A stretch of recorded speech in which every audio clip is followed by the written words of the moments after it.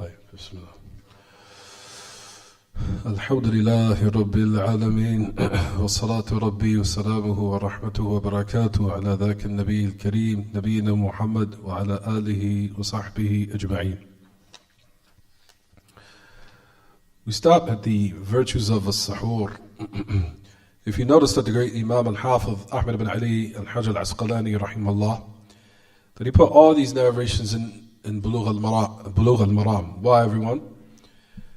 For number one, it was discussing how one, or the mannerisms of how one should break the fast, and what he should even was talk about inshallah, or what he should break his fast upon. Especially in these days and times where you find that a lot of us, you find that they break their fast upon different sorts of, or various types of food. In which you find Ahl Ilm even mention and say that one should not eat that directly after he breaks his fast. For verily, if one was to break his fast, he should break it upon something that will aid him in giving him energy, and giving him life, and giving him that nashat, or that activeness, or that hayawiyah, or that nashat. So his body becomes active again. It shouldn't become a lethargic, lackadaisical manner where one is snoring and one is laid out, not able to pray and pray tarawih. From those, for verily, from the sunnah of the Prophet ﷺ, even of the great Imam Shaykh Salih Fawzan, he mentions this fa'idah. He says, وَكَانَ صَلَّى اللَّهُ يُفْطِرُ عَلَى رُطَبٍ وَإِن لَمْ يَجِدْ فَعَلَى تَمْرٍ فإن لم يجد حسوات من ماء، يعني جرعات جرعات من ماء، فهذه سنته. وأما ما يفعله الناس من إحضار المنوعات من المآكل والمشارب عند الإفطار فهذا خلاف السنة، وأيضا قد يسبب التخمة ويسبب المرض ويثقل المعدة، فالأحسن أن يخفف الإفطار، يفطر على تمر، هذا هو الأفضل، فإن لم يجد فعلى ماء، ثم يقوم للصلاة كما كان النبي صلى الله عليه وسلم يفعل ذلك، لأن الإكثار من المنوعات الغذائية عند الإفطار يؤخر الإنسان عن الصلاة مع الجماعة. هذا أول شيء. الشيء الثاني، يأكل من هذا ومن هذا ويتأخر عن صلاة الجماعة، فإذا تأخر عن صلاة الجماعة ترك واجبا ويؤثم عليه ويأثم عليه. ففي تخفيف الإفطار والاقتصار على التمر والماء فيه الخير وفيه الكفاية. وإذا رجع من الصلاة يأكل ما يشاء من المآكل المباحة. For number one, he says that from the sunnah of the Prophet ﷺ, that he used to break his fast upon a rutab. This is a type of soft date that you'll put in the refrigerator, you store in the refrigerator. So the Messenger of Allah didn't find what they call rutab, which we're trying to get our hands on now. We're trying to send overseas and get a group of brothers so we can send for. He said that if he didn't find rutab, he would break his dates upon tamr, upon dates. And if he did not find that, he would just break it with what? With just water. He would sip sips of water. This is his sunnah. And he says, how far will you find with people when they bring different types, various types of food and drink during the time of iftar, when it's time to break everyone's fast? This is in contrast to the sunnah. He said also likewise, it can even cause indigestion. It could cause indigestion. It could cause sickness. It could cause sickness. And it also can likewise be heavy upon one's intestines or his stomach. It weigh heavy down upon it. He said, for verily what is excellent. He said, a person that he lightens what he breaks his fast upon.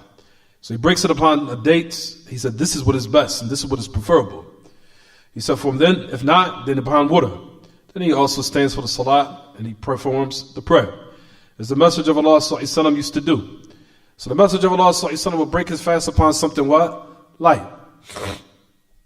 And like we talked about last lesson, we said, Ya ma'ashal ikhwa, but this is something that what? One should do when he breaks the fast, because gradually the stomach is supposed to what? Be used again. After it went a long period of time not being used, then to gradually what? Bring it back into operation again. But at first, when you start now, after you digest food, when you start to break your fast, after you break your fast with something heavy, not actually giving it what it was need to actually get the stomach ready to eat regular food again. So usually you'll find, especially After one breaks his fast, following this sunnah will give you energy again. It will give you energy and it will allow you to what? To get up to find that energy within your body to actually perform tarawih. Usually a person, like I said, you find that they started off with breaking fried chicken, breaking their fast with fried chicken and Pepsis and things of that nature, or annihilators and sweet tarts and Snicker bars and also Kool-Aid or whatever. This thing will cause stomach problems and it will cause you to be lethargic. And it will cause you to be sleepy. And it will cause you to be asleep and snoring on the corner somewhere. Breaking a fast upon lasagna, breaking your fast upon all these foods that are heavy upon the intestines or upon the stomach. Starting with that first will cause what? Just like the Sheikh mentioned, said, tukhma, will cause indigestion. And likewise, this is contrast to the sunnah of the Prophet ﷺ. And alhamdulillah, like even myself, when you follow these prophetic instructions of the Prophet ﷺ, you'll find that you are very active. Where you can stand up and also what? Pray your salah and pray tarawih. And you can keep going. When you first break your fast, break it upon something of dates and, or if you cannot find it, water. Then pray maghrib. Then after that, your stomach is ready now for regular food. After the fact. But to start with regular food directly, chips, Doritos, sodas, and all these other things, this will likewise will bring one to be lethargic, one to be lazy, and one to be tired, and one to be exhausted, and the more than likely he'll be in a corner snoring somewhere, and not able to pray tarawih. For verily you're trying to give something your body needs to get it active again.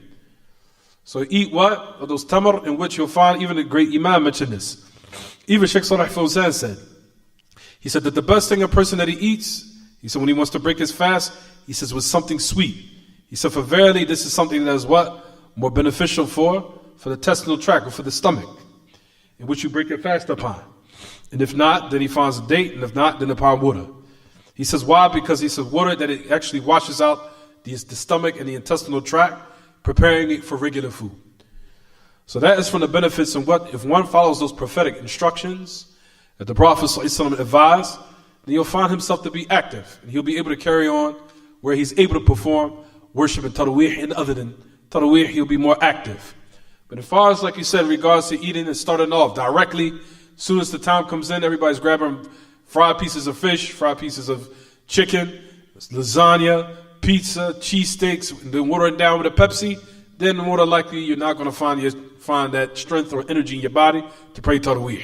You're going to be in a corner somewhere snoring, as we see a lot of people do in Ramadan. And you wonder why? Because he didn't follow these instructions that the Messenger of Allah ﷺ had gave.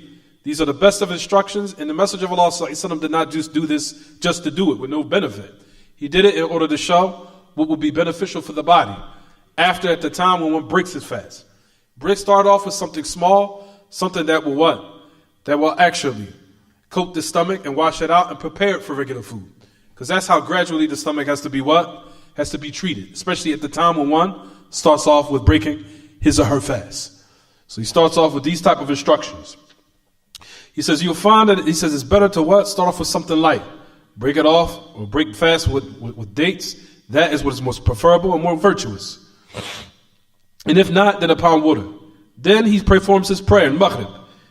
He says, as for now, have an abundance or eat an abundance of various types of nutrients during the time of iftar. He said also this will allow a person to even be late for the salah. And he won't be able to pray in congregation. He eats from this and he eats from that. Then he'll find himself late for the congregation. However, if he was to be late, if he's late for Salat al-Jama'ah, he leaves off something that is what? Obligatory. And he will be held accountable for that and find himself in a state of sin. But as for just eating something light for iftar, and when one wants to break his fast and he restricts himself to just dates or water, or the things that I like, he said that will have in it adequacy. That's adequate.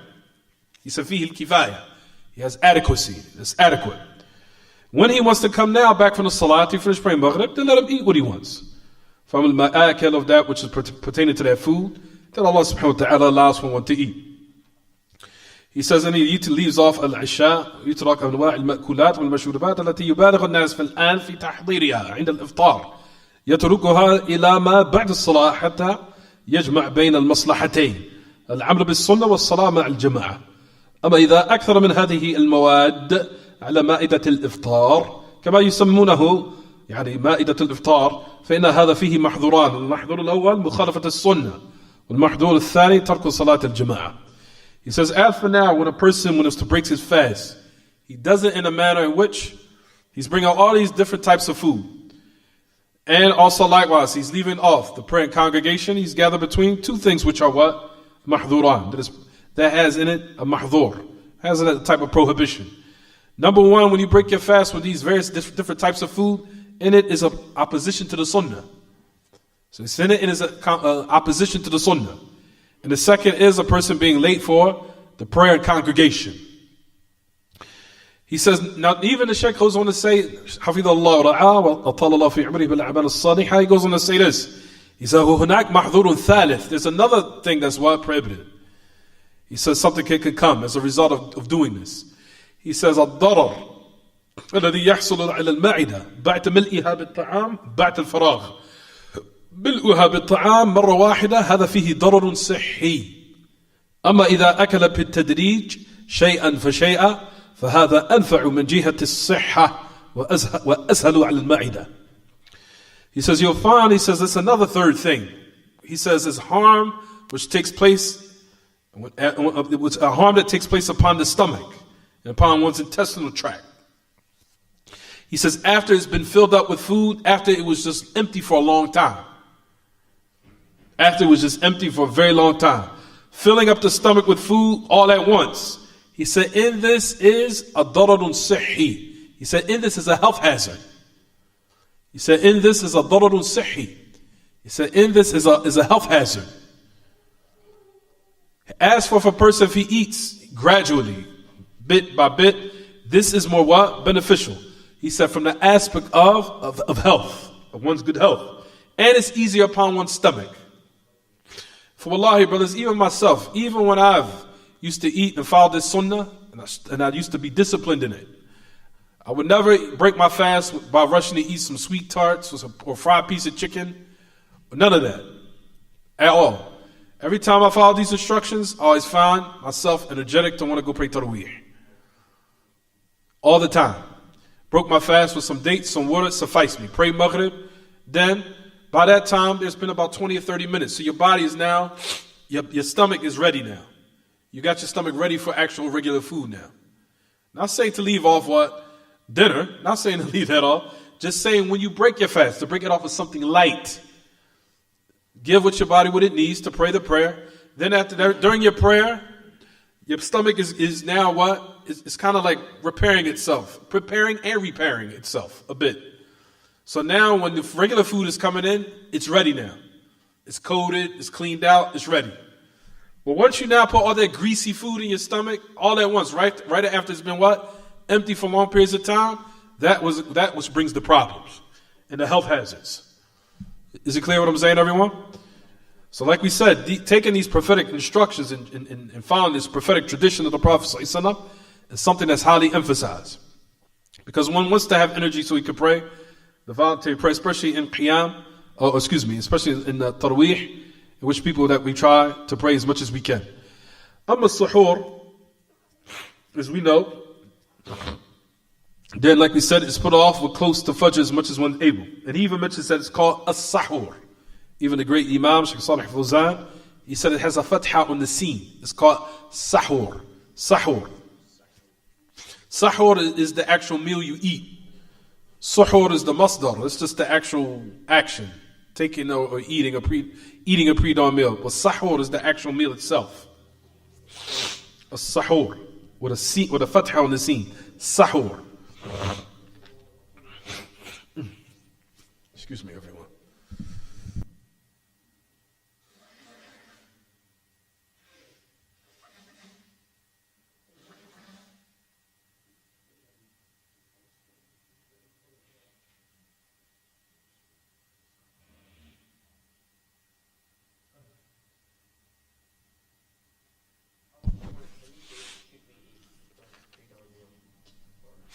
There's no specific number. There's no specific number. If you want to do it in odd, that's something that's preferable if you want to do odd. 7, 3, what have you. But it's not obligatory. But if you just want to eat dates, you can eat other things. I hope no one think that. This is another thing I want to clarify, because our people we have to clarify. You have to eat just dates for sahur. So don't think that. As long as you include it in the meal, what have you. I don't want nobody to walk over here just eat dates for sahur. You understand, everyone? You can eat other things. I don't want nobody to have the misunderstanding that I said a person only eats dates for sahur. No, that's not what I was saying. Is it clear, everyone?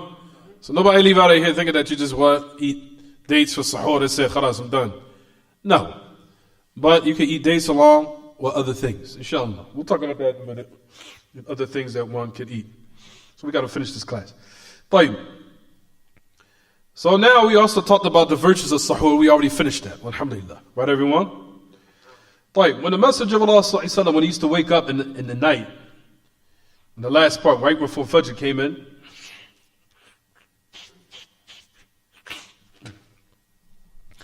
he would eat his pre-dawn meal, and then he would leave out for the salat and pray and lead the people in prayer. He would lead the people in prayer.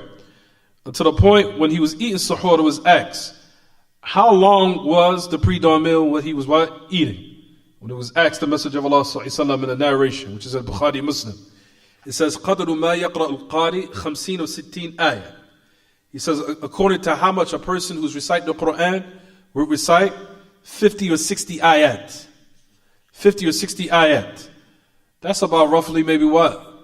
Anybody could say maybe 10, maybe 15, 20 minutes before the adhan. So the Messenger of Allah would eat sahur very close to when the adhan was called. So that's something, 50 ayats, that could be longer than that. They're about 20 minutes to maybe half an hour. So the Messenger of Allah would recite, which is amount of, how many ayats, we said? 50 or what? 50 or 60 ayat, which is in Bukhari Muslim. He said that the Messenger of Allah مَا يَقْرَأُ الْقَارِ 50 or 60 ayat. That was the amount of time from the time he ate sahur all the way up to the time when the time of Fajr came in, where he stopped eating. Then he would go out and pray along with the people. So this shows that the Messenger of Allah used to put the eating of sahur to the closest to Fajr. It wasn't an hour before Fajr, or 2 hours before Fajr, or 3 hours before Fajr. Rather, it was close. Whether it be 20 minutes to a half an hour, that's considered close, a close time. A half an hour, 20 minutes, and even one if it's to 15 minutes or 10 minutes. That's left to when the adhan or the time for Fajr comes in. All of that was from when the Messenger of Allah used to eat and practice this sunnah and establish it for his ummah, for them to follow and to take as an example, to make it their fast easy upon them throughout the day. So when he said that he used to also wake up to make this meal and eat it right before the salat, we even know how much time.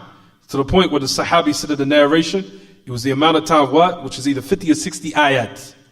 Which is what, everyone? Like we said, approximately that would be about maybe 20 to maybe a half an hour. He would start to eat the pre-dawn meal, and then he would He would start his fast, or commence his fast. So this is from the adab al-suhur, right, everyone? That one tries to put it as much as he can close to Fajr. He says that it was not left between the time of when he started to eat it and up to the time for Fajr, except a small amount of time. Right, everyone? So a person should be diligent upon eating that suhoor, and he should try to enter what? وَلَوْ كَانَ لَا يَشْتَهِ الطَّعَامِ. Even if a person that wake up, some people don't even have the appetite to eat, some people. Some people said, I'm good. He says, even if this is the case, even the Shaykh says this, he says, وَإِنْ كَانَ لَا يَشْتَهِ الطَّعَامِ فَيَنْبَغِي يُحَاوِلْ أَنْ يَأْكُلَ شَيْئًا وَلَوْ يَسِيرًا عَمَلًا بِالسُّنَّةِ. He says, even if he might not have the appetite, he might not even have the desire to eat, he said he should still what? Eat something. Even if it's something that is what? Small, in order to work in accordance with the sunnah. In order to work in accordance with the sunnah of the Prophet ﷺ. Is it clear, everyone? Jayyid. Next hadith. Let's do the hadith of Abu Hurairah. The next hadith of the Messenger of Allah ﷺ, it says that the Prophet ﷺ prohibited what they call al-wisal, meaning fasting consistently, meaning tying the day one day with another day with another day with another day consistently. meaning not stopping, not breaking it. He says that the Prophet ﷺ prohibited what they call al-wisal. And so a person from the Muslimin, they say, O Messenger of Allah, Ya Rasulullah, anta tuwasil. فإنك يا رسول الله تواصل. فقال وأيكم مثلي إني أبيت يطعمني الله ويسقيني. فلما أبوا أن ينتهوا عن الوصال واصل بهم يوما ثم رأوا الهلال فقال لو تأخر الهلال لزدتكم كالمنكل لهم حين أبوا أن ينتهوا. He says, on the authority of Abu Hurairah radiallahu anhu, that the Messenger of Allah prohibited what they call wisal. What is wisal? It's to connect one day of siyam with another day without breaking it. Constantly doing it. Continuing one siyam. He says, O Messenger of Allah, person from the Muslimin, that she said, O Messenger of Allah, we see you what? Practicing wisal. Meaning you what? You continue in your fast one day after another, consistently, without breaking it. So the Prophet ﷺ said, which one of you are similar to me? He says, my Lord, he gives me food and he also gives me drink. He said, for when they refused to refrain and stop practicing, as we saw, the Prophet ﷺ continued to what? The fast. Continuously, day after day after day. He said one day, then another day, until the sighting of the moon appeared. Meaning Ramadan was concluded, it was over. He says, to the point where the Messenger of Allah said the last part of the narration, if the moon had not been sighted, he said, I would have continued to do it. But the reason why the Messenger of Allah said this, in order to discipline them, and in order to also likewise what? Admonish them. So he wanted to teach them some kind of like a lesson, and discipline them. He said when they refused to what? To refrain from continuing in the fast. They wanted to follow the Messenger of Allah. But the Messenger of Allah what? Prohibited that they do this. So, number one is the meaning of al-wisal, ya ma'ash al-ikhwa, is what? Is when a person consistently fasts continuously. 2 days at a time, maybe 3 days, and they don't break that. They don't eat, they don't drink, they don't do anything. Just continuously do it. And there are people from Ahl Bid'ah, from the people of innovations,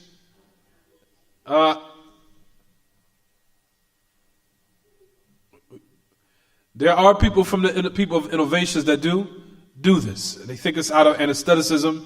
They think it's out of piety or wara' or zuhd. But in actuality, it's in contrast, and it opposes what the sunnah is of the Messenger of Allah sallallahu alaihi wasallam. So the Messenger of Allah sallallahu alaihi wasallam prohibited what they call wisal. Person not eating anything, not drinking anything. You can see with lillahi alhamd that the Messenger of Allah sallallahu alaihi wasallam prohibited this due to the fact that it would cause great difficulty upon his nation, upon his followers. You can imagine a person that had to fast 2 or 3 or 4 days straight without breaking it, without eating or drinking anything. Something that would be of a great difficulty. He said, and also likewise, what is in this act of what? Opposing the sunnah of the Prophet ﷺ. As is preceded, that clarification in regards to what? Iftar. So we have one prohibition. That one, on the previous ahadith that we took, is that one should not what? He said, hasten towards breaking the fast, and he should not what? Continue it. That narration that came before aids this one. Because if you notice, that prohibition ties in with this one, both together. How? If one now was to continuously fast, one day after another, what is he falling into? Not only is he falling into this, but he's also what? He's going against the sunnah in which the Messenger of Allah clearly said that from the khayriyah, the superiority is this ummah, is to hasten towards breaking the fast. To the point where he said that they will still never cease to be upon that good. But if they now leave it off, what is understood? If they leave off that superiority or that adab or that particular mannerism of not hastening the fast, what is the opposite of the meaning? What you understand? I'll say it again.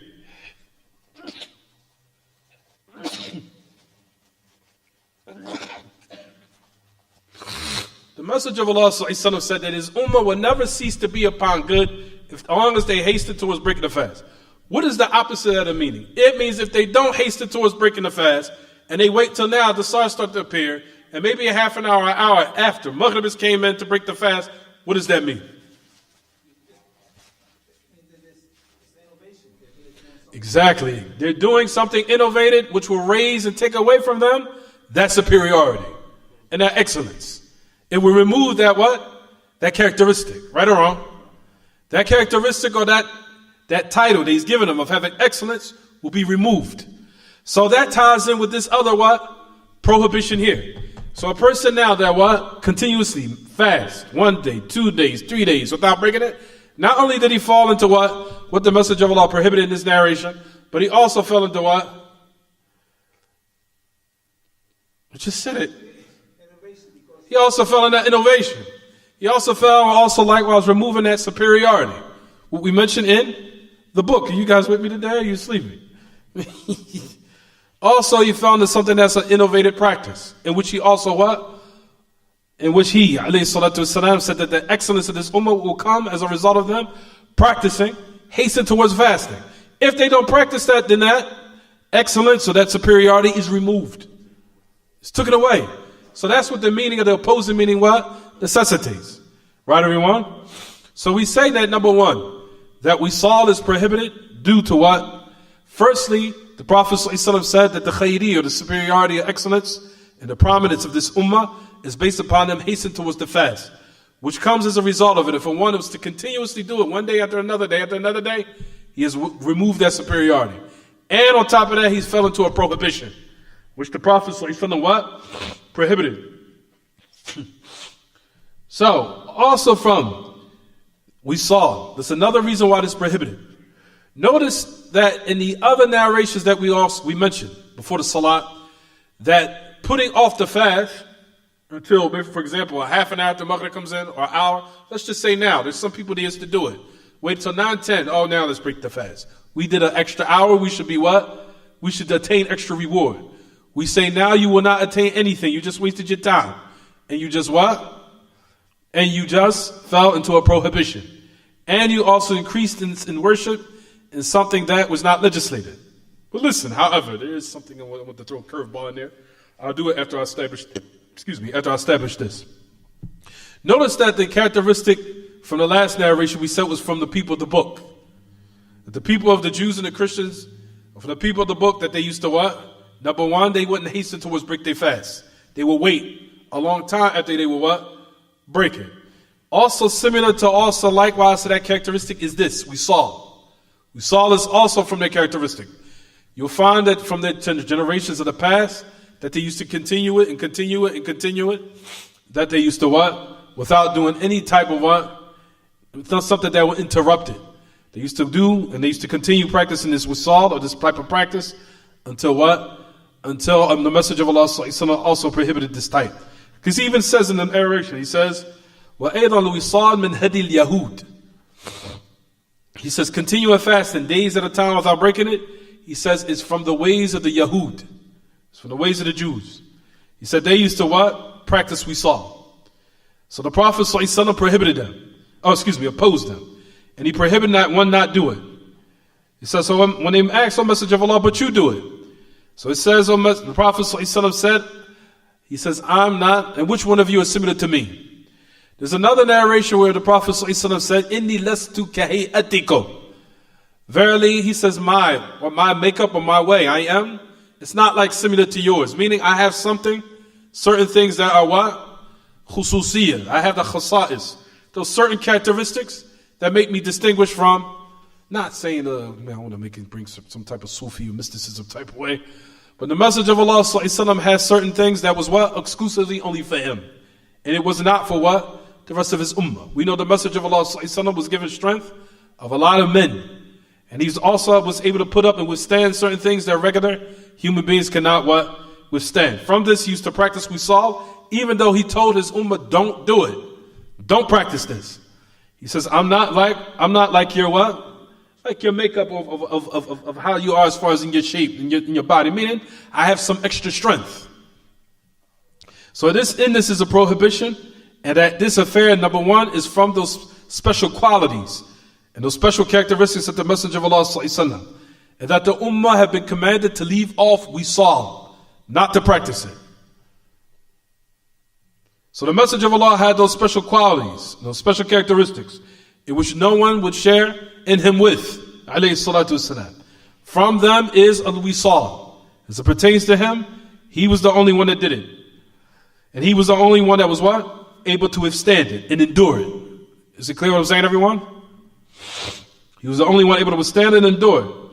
Allah subhanahu wa ta'ala gave him that strength.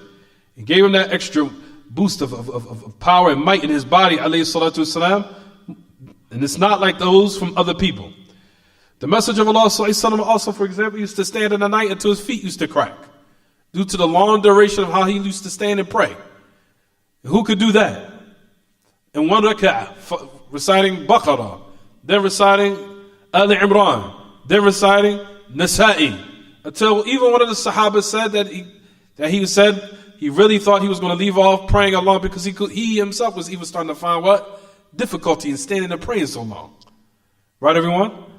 So the Prophet ﷺ would do certain things in which, like we said, other people from the Ummah were not able to do. But even though he prohibited, that they do it. So from those affairs is this. When the Messenger of Allah ﷺ said that verily my Lord feeds me and he gives me drink, there's two statements in this regard. Number one, when it says in your books, write this down. When it says in your books, you can write in your books. It says in your books that he gives me food and drink. One of the narrations it says, فَقِيلَ إِنَّهُ يُؤْتَى بِطَعَامٍ مِنَ الْجَنَّةِ وَشَرَابٍ مِنَ الْجَنَّةِ وَهَذَا لَا يَحْصُلُ لِغَيْرِهِ وَقِيلَ إِنَّ الْمُرَادَ أَنَّهُ يَتَلَذَّذُ بِالطَّاعَةِ تَلَذُّذًا يُغْنِيهِ عَنِ الطَّعَامِ وَالشَّرَابِ وَالطَّاعَةُ تقويه وتقوي بدنه تقوية تغنيه عن الطعام والشراب وهذا لا يحصل لغيره من الأمة فالحاصل أن الوصال من خصائصه صلى الله عليه وسلم وأنه يطعمه الله ويسقيه وهذا لا يحصل لغيره والله أعلم. الحاصل أن الوصال خاص بالنبي صلى الله عليه وسلم فبين أنه ليس كغيره وأن الوصال من خصائصه. The first meaning of the meaning that Allah feeds me, gives me drink, number one, they say that the Prophet ﷺ was given food from paradise or drink from paradise. And this doesn't take place for anyone else. They said that's what was intended. Secondly, they say that what is intended that the Messenger of Allah ﷺ would enjoy and take pleasure and delight in obedience and that worship. He says a pleasure to the point that it will what? Enrich him, in which he will not be in need of food and drink. As we know, obedience, it strengthens one, strengthens his iman. And strengthening of one's iman will also bring about strength of his body. He says a strength in which it will enrich one and suffice him for food and drink. In which we know this didn't take place for other than him, alayhi salatu wasalam, from the ummah. So that's one meaning. They say one, what is intended is that he received food from paradise and drink from paradise. That's one. Number two, they say what is intended is that he used to do this worship and perform it to the point where he will enjoy it and find so much pleasure in that obedience, a type of pleasure and enjoyment that it will enrich him from not needing food and drink. It will enrich him from food and drink.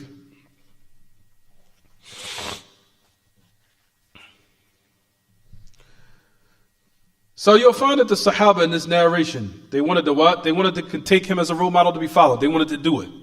So Messenger of Allah prohibited to the point where he what? Notice that he continued for another day, and then another day, and then another day. 2 days. One day, then another day, What did he do that for? He did it in order to teach them something. See if you can handle it. Basically, it's almost like the father, I guess, with the child. Kind of, he was bigger and he's stronger, and then you would teach the child a lesson. Okay, you think you can handle it? Okay, go ahead. Go ahead and do it. Go ahead. So the Prophet ﷺ started doing it, then doing it, kept going. Teach them Allah, okay? So then, by the fadl of Allah, Ramadan became over. So the Prophet ﷺ had did this in order to what? Just to discipline them. Like basically, this is a matter that you can't handle. Don't make this affair difficult to the point where you fall into something that your body cannot what? Withstand. To the point where now what you want to either what? Harm yourself or hurt yourself. So the Prophet ﷺ kept going with them, kept continuing, until the point he wanted to teach them a lesson and discipline them. And to the point, what did it say in the narration if you look in your book? He said that the moon of the sight, or the sight in the moon, had not appeared, I would have continued.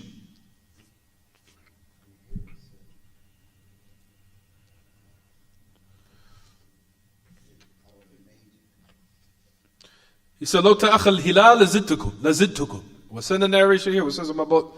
He said the hilal would not appear. I mean, if it would have came off more after those 2 days, meaning it was another day we continue fasting. He said I would have increased it. I would have kept going.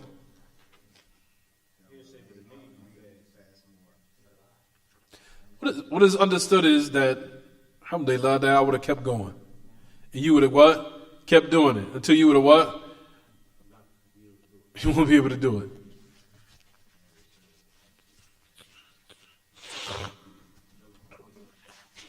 To discipline them, not punishment.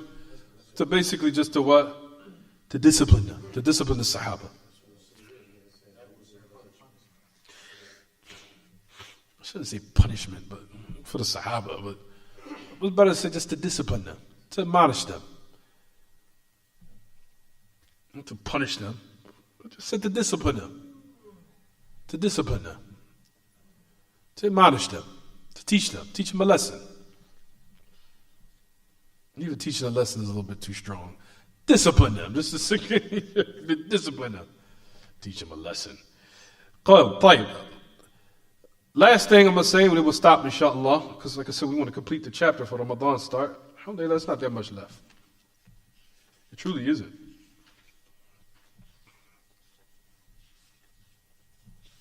About 10 pages left.